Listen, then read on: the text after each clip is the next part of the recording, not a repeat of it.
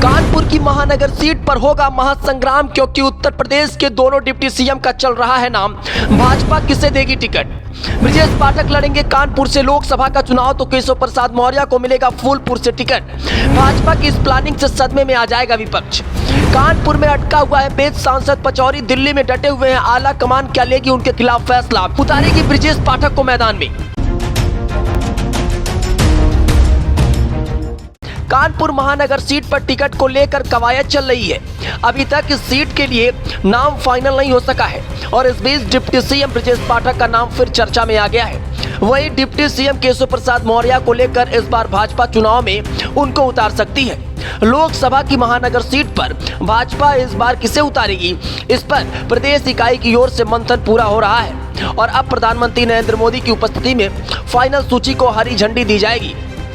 बाकी नेता जो इस संबंध में 2 दिन पहले दिल्ली गए थे वे लौट आए हैं। भाजपा प्रत्याशियों की पहली सूची में कानपुर बुंदेलखंड क्षेत्र की 10 में से 9 लोकसभा सीटों पर प्रत्याशी घोषित कर दिए गए हैं। सिर्फ महानगर सीट को वेटिंग किया जा रहा है।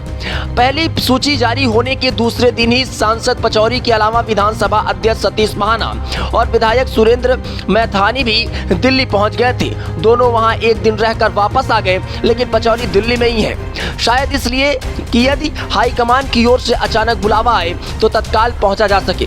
चर्चा है कि पचौरी की उम्र पार्टी के निर्धारित मानक से अधिक है। कहा यह भी जा रहा है कि पचौरी की ओर से उम्र के मानक पर सांसद हेमा मालिनी और सांसद जगदम्बिका पाल का उदाहरण भी हाईकमान को दिया जा चुका है।